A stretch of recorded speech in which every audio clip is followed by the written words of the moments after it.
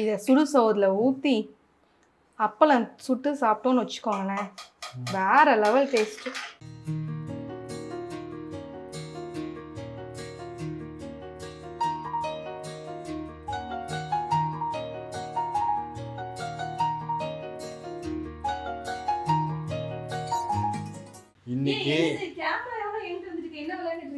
இன்னைக்கு சமைக்க போறதே நீ தான் வீடியோல. மத்தியானம் என்ன சமையலோ அதை நீ பண்ணிட்டு இருந்தா கேமரா என்கிட்ட இருக்கு, மைக்கு நீ போட்டு. ஓகே, நிறைய பேர் நான் சமைக்கிறேன்னா இல்லையானே தெரியலங்கிறாங்க. இன்னைக்கு இந்த பையனுக்காக காலைல லெமன் சாதம் பண்ணேங்க. லெமன் சாதத்துக்கு எல்லாம் ரெடி பண்ணேன். இன்னைக்கு ஸ்கூல் லீவுன்ட்டாங்க. ஸோ இந்த பையனை கருவேப்பிலை சாப்பிட வைக்கிறது பெரிய டாஸ்காகவே இருக்குதுங்க. ஆமாம், குழம்புல போட்டாலும் எடுத்து போட்டுருதான், சட்னியாக வச்சாலும் சாப்பிட மாட்டேங்கிறான். அதுக்கு 1008 குறை சொல்கிறான் பார்த்துக்கோங்க. இன்னைக்கு என்ன பண்ண போகிறேன், நம்ம அம்மா, எங்கள் அம்மா அப்புறம் அத்தை இவங்கெல்லாம் பண்ணுவாங்கல்ல, அதேமாரி அரைச்சி கலக்கி குழம்பாக்கிற போகிறேன்.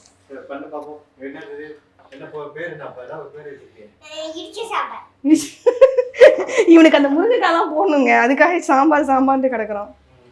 அதனால ஒரு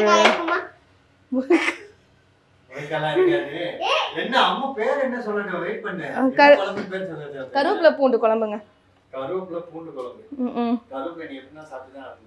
இன்னைக்கு எப்படி கருவேப்பிலை சாடாம தப்பிக்கிறாங்கிறத நான் பார்க்க போறேங்க. நான் ஒரு 2 டேபிள் ஸ்பூன் நல்லெண்ணெய் ஊற்றிருக்கேன். கை குத்து கருவேப்பிலையே போட்டுக்கிறேன். ஆமாங்க.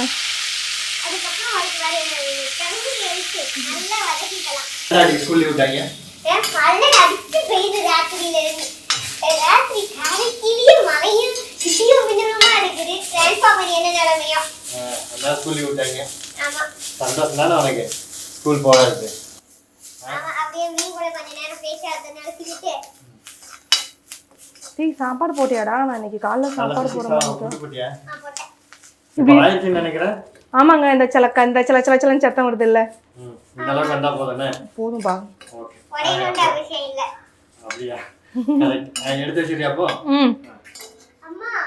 என்ன தங்கம், திரும்ப ஒரு 2 டேபிள் ஸ்பூன் எண்ணெயை ஊற்றிட்டு, ஆமாம் 2 பூண்டு பல் உரிச்சு வச்சுருக்கேன், 2 பெரிய பூண்டு உரிச்சு வச்சுருக்கேன். ஆமாங்க, நல்லா வதக்கிட்டு அது ஒரு லைட் ப்ரௌனிஷ் கலர் வரும்.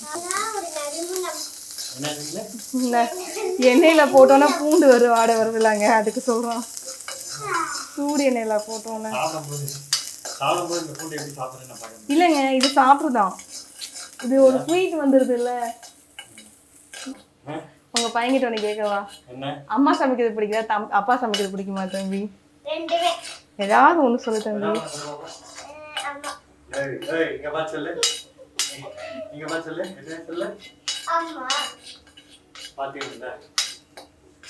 இந்த ஸ்டேஜ்ல வெங்காயம் நானாங்க ஒரு 20 வெங்காயம் இருக்குங்க.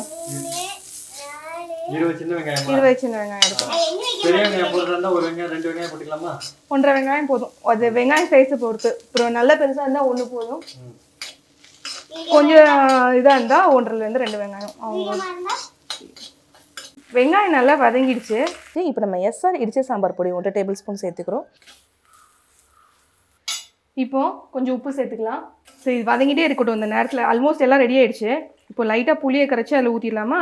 புளி எவ்வளோ போட்டிருக்கேன் நானா? ஒரு பெரிய நெல்லிக்காய் சைஸ் புளி ஒன்று கரைச்சிருக்கோம். கரைச்சிக்கிட்டே இருக்கேன். இப்போ இந்த வர நேரத்தில்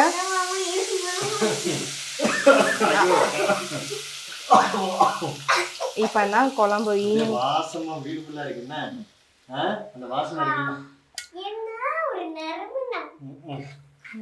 இந்த புளி கரைச்சி ஊத்திட்டோமாங்க. இப்போ இந்த 2 தக்காளி அரைச்சி வச்சிருக்கோம்ல, இதையும் ஆமா ஆமா இதையும் நல்லா ஊத்தி நல்லா பச்சை வாடை வரைக்கும் நல்லா கொதிக்கட்டும். இது நல்லா கொதி வரட்டும். அந்த கேப்ல நம்ம கருவேப்பிலை திரிச்சு வச்சிடலாம். கொஞ்சம் இருந்தாலும் போதும்ல, நம்ம அரைச்சிக்கிட்டா போதும். ஏன்னா இதுல போடுறோமா, போட்டு கொதிக்க விடுறப்போ நாக்கில் தட்டி போடணும். அப்பதான் அந்த டேஸ்ட்டும் வரணும்ல. இங்க பாத்தீங்களாங்க, நல்லா கொதி வந்துடுச்சு. எப்படி பபிள்ஸா வருது பாத்தீங்களா? ஆமாம் அதுலேயே கரண்டி வச்சிட்டாங்க. எப்பவுமே சாப்பாடு கரண்டி இருந்தால் அப்படியே வைக்காத சூடாகும். 2 கிலோ வைக்கும். இப்போ நம்ம அரைச்சி இப்போ நம்ம திரிச்சு வச்சிருந்த எல்லா பொடியும் சேர்த்துக்கலாம். கருவேப்பிலை பொடி எல்லாத்தையும் சேர்த்துக்கலாங்க. எதுக்கு கொஞ்சம் அப்படி காம்பு காம்பு தர்ற மாதிரி அரைச்சேன்னா அப்போ தான் நமக்கு கருவேப்பிலை சாப்பிட்ற ஃபீல் வரும். பவுடராக போட்டதுனால கொஞ்சம் திக்னஸும் கிடைக்கும். தனியாக வேணுங்கிறவங்க தண்ணி இதில் கொஞ்சம் தண்ணி ஊற்றிக்கலாம். கட்டினா வேணுங்கிறவங்க ஆமாம் ஆமாங்க அதான் கருவேப்பிலை பூ. ஆமாம் இப்போ இதில் இன்னொரு விஷயம் இருக்கு தெரியுமா உனக்கு? தெரியுங்க. இப்போ அதை தான் சேர்க்க போகிறேன்.